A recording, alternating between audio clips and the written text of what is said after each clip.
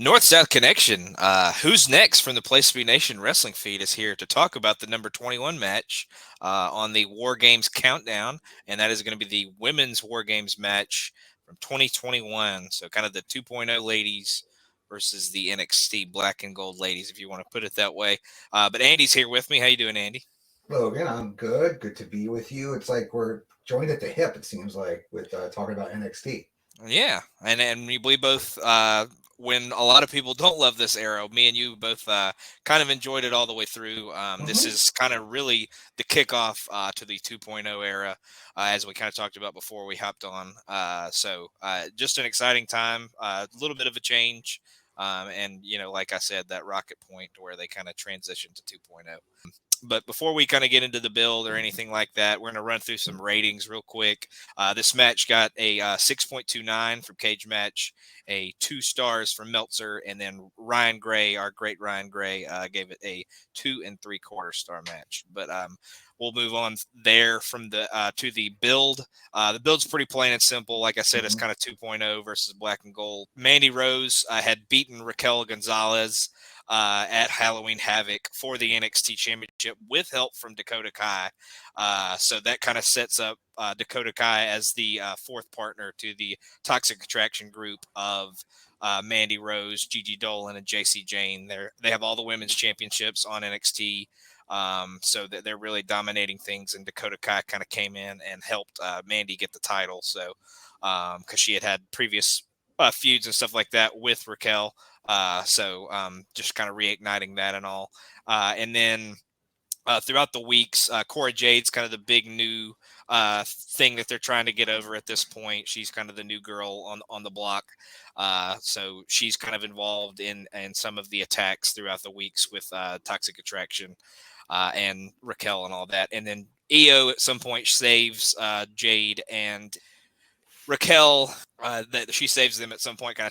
They kind of ward Toxic Attraction off, and kind of set up the match. And then eventually they bring in Kaylee Ray as their fourth partner. And then before the event, they have a War Games Advantage match, a ladder match between Kaylee Ray and Dakota Kai. And Kaylee Ray actually gets the faces the advantage for the match. So Andy, kind of what did you think of the build towards this match? I thought it was a good build. I mean, Dakota with playing that kind of crazy manic character kind of fits in with Toxic Attraction, I think. Yeah. But Kaylee was her and Kaylee were kind of like wild cards though, because you never knew which direction they're going to come, like who could turn on who.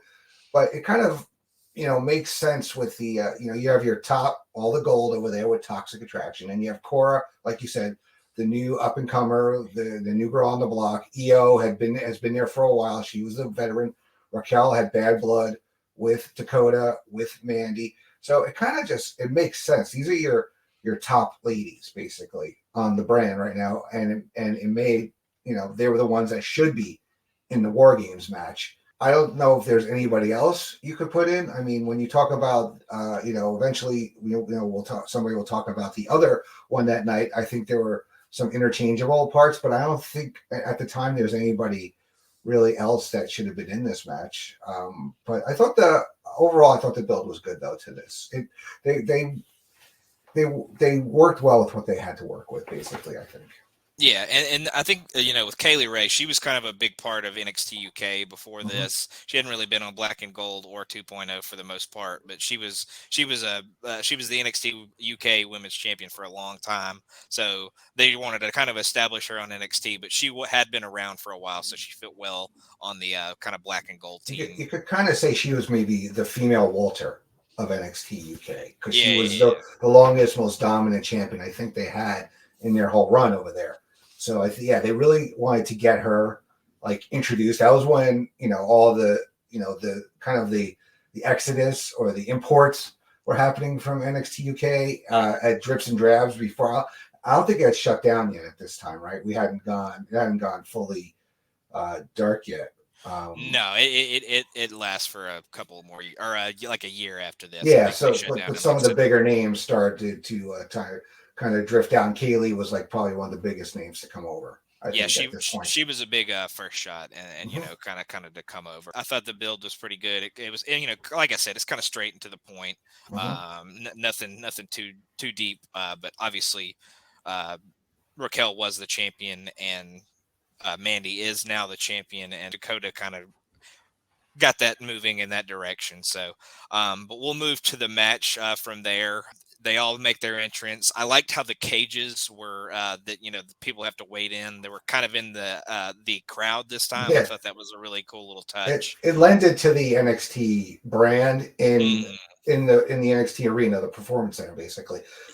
That's the kind of feel that room has, and it makes sense for them to be like kind of in the crowd, so to speak, if you will. yeah, absolutely. Yeah, the NXT crowd's a huge part of it today, but even back then, I think they still were, you know, the hype crowd that they always have been and continue to be to this day. So I really enjoyed the fact that they're kind of up there within the crowd in this one. Just one little thing before we kind of get into the match: when Cora is making her entrance, she's on her skateboard and she absolutely almost wipes out. She actually happens to catch herself, but I thought that was a pretty funny little spot before the match starts. But Dakota and Kaylee Ray kind of start things. They both come in with a weapon. Uh, Kaylee Ray obviously has her bat, her signature bat that she always has. And then Dakota, I believe, has a bundle of kendo sticks. Hmm. Yeah. So, like I said, I liked that the cells were kind of up in the crowd. I thought the beginning of the match was really good with Kaylee Ray and Dakota Kai. They used the weapons effectively, didn't pull a ton of punches. Like I talked about in the bill, this is one of those weird war games where the faces have the advantage. So it's, you know, Yeah. faces are always kind of dominating In throughout. peril. Yeah, Uh, they should be the other way. Usually, you're the other way around, where the yeah. faces are more in peril in the match, and it seemed like it was kind of reverse. Although they kind of even that out during the match with some of the spots, I think. Yeah, it definitely works it out, works its way out throughout the match. But it definitely is weird to see the faces kind of have the advantage in the first little bit. But Cora obviously comes in second, brings her skateboard. Cora being a heel now is kind of makes it weird to look back and see her as a face. But you know, that's Also, just like what she looks like now oh compared to yeah, just like 2 years ago. yeah. She's this fresh face, little punk rock skater girl. Now she's like this kind of almost like glammed up version of herself. I also think Mhm. the right two started the match, right? Yeah. Because Dakota is the absolute only choice to start the match, I think, on the heel side. On Uh-huh. the face side, maybe Io could have started it. Definitely not Raquel. Definitely not Cora. But Mhm. I think Kaylee. I mean, again, like you said, it was kind of like we have to showcase Kaylee in this match. That's one of the kind of the goals I think to get out of this thing is to get her really established because she's another top. You know, she's not somebody that's going to have to win these matches like to work their way up the card. No, she's at the top of the card of the NXT women immediately off the bat, and they have to like kind of like establish her. Yeah, they kind of need to establish Kaylee. I like that point. But after that, Gigi comes in. We get a "We Want Gigi" chant before she comes out, which the NXT universe is speaking my language on that one. So I really like that. But throughout the match, the girls keep bringing in weapons. Gigi brings in a trash can. The can actually gets put on Gigi's head, and That was a funny spot. Cora drop kicks it, and then Kaylee actually performs the gory special on Dakota Kai onto Gigi in the trash can. So I thought that was a really cool spot.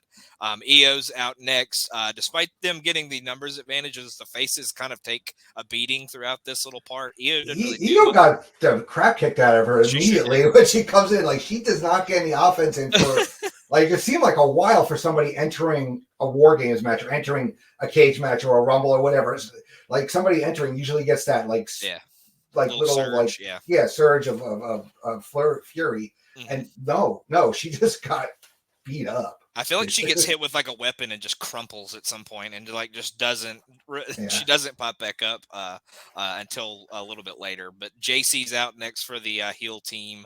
She brings a table and a bag of goodies into the ring with her. Despite doing nothing for the entire time after EO came in, EO then kind of takes over the match for the next little portion, destroying everybody with a trash can lid. They then set up JC on the table, and Cora ascends to the top of the cage and does a somersault dive from the top. She almost doesn't make the full rotation, but she actually comes up with a bum shoulder. I don't know if she really hurts her shoulder here, but it becomes a big point in the rest of the match. But she does not quite complete the rotation.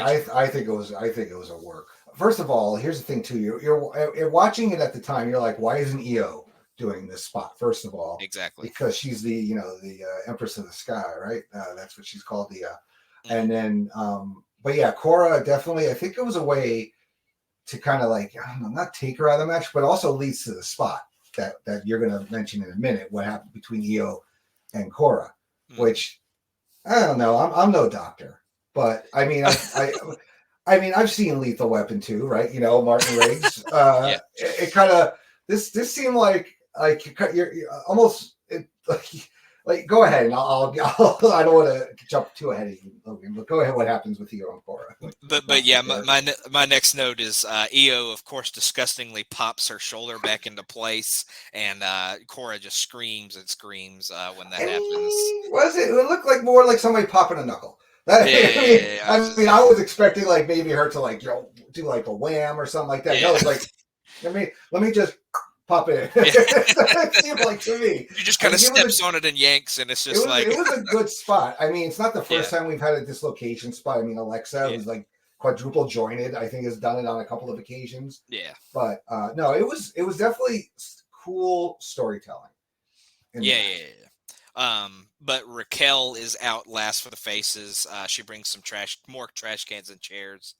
They try to prevent her from entering, but she blasts them with a fire extinguisher, which doesn't go on the first try. It's like no, false start. Oh, damn it. But Raquel then stuffs Dakota like feet first into a trash can, so she's just like huddled up in there, like all tightly, and then she just kind of swings her around and dumps her. Well, Dakota's like what, 100 pounds if that. Oh yeah, soaking wet for sure. Yeah. But while she's still in there, EO does a moonsault onto her. Mandy is finally the last person to enter. Immediately goes after the injured Cora Jade. They then then everyone does the little match stare down that they all do in these war games, where they all are one team's in one ring, one team's in the other, kind of looking at each other. Kaylee Ray then throws Cora a kendo stick, so she's able to defend herself, obviously because she has the bum arm. The Toxics then all team up on Raquel and have her pinned, but Cora actually breaks it up, so they turn their focus to her because they know she has the bum shoulder. Yeah. Mandy hits her running knee at some point, her finisher that ends up being her finisher for her entire title reign. And Cora kind of like no-sells it. She kicks up and kind of sits up, and then she goes back to the ropes and kind of like just is like acting like nothing just happened. Yeah. So I'm guessing somebody missed their cue to break up the pin. As soon as Mandy comes in, I feel like something clicks in everybody's mind that they're supposed to go home, and like everything just goes completely wrong. It gets kind of messy there. Yeah, for a bit. But I have one last thing. A very weird ending. Raquel hits the Tejana bomb, but then JC just kind of lays there for like a minute, and then Cora decides to cover, and that's actually the win. Obviously the idea was to establish Cora Jade here as kind of the future, and like she was going to be the next big star. But she was not very super convincing in anything she did to that point outside of the dive that she had done earlier in the match. So as much as she gets the win and she gets the big victory, like it just came off super weird, and the whole like last 2 or 3 minutes just completely ruined what was an all right match before Mandy. Yeah. And I'm not blaming it on Mandy either. I don't think it was anything on her, but when Mandy came in and it was like something clicked that they knew they had to go to the finish, and it just like something went wrong, and it just snowballed, and it was rough there at the end. But what'd you kind of think of the end there? I mean, yeah, it seemed like an eternity that JC was down. JC, who, Oh yeah. rewatching that match, JC was probably had one of the better matches of everybody in there. I think her moves were crisp. She hit things. She didn't make look, we love Gigi, but she's very prone to flubbing in the moves, Yeah. right? But no, JC looked better, and JC was always kind of like the I guess the least of the toxics, because Mandy is Mandy for sure. Yeah. Yeah. And Gigi is such a presence with the hair and everything like that, and has more experience also than JC. Yeah. But yeah, it seemed like an eternity. It was kind of like if Drake Maverick had been with the AOP when they were in the War Games, that's what it seemed like, and he got the cover. Like, that's how long it seemed like that somebody like that's that length of time for them to crawl over like that. But for Cora, it should have been not immediate, but it should not have been as much time between the Tejada bomb and then Cora kind of like going over there and grabbing the pin.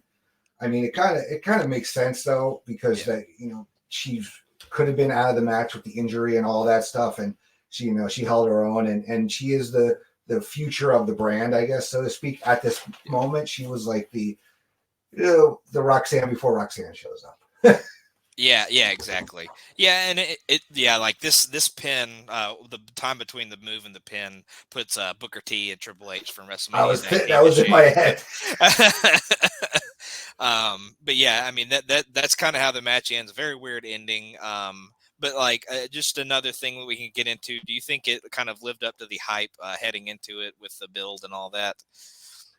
I mean, I think the stakes were low. I think, thankfully it was the first War Games match that night, because it would not have been able to follow the other one that happens, because that one is much higher rated in everybody's mind, including this very list. Not going to say what it is, but it will appear at some point. We may talk about it even. we may through the power of of the internet. But I mean, there wasn't a very high bar for this. Yeah, I think these were like, it's NXT. It's still kind of like going through a rebrand. So as long as they put on like a decent match, I think they were going to be fine. As long as it wasn't like a total shit show, which it wasn't.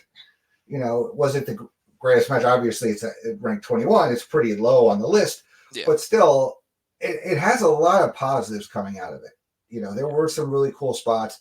There was some good action there. Dakota, was great, and the JC, I think, was great. EO, Cora did her job. Mandy, nobody was like out and out bad in this match. There were some bad spots, some spots that slipped, some things didn't work, like the fire extinguisher the first time.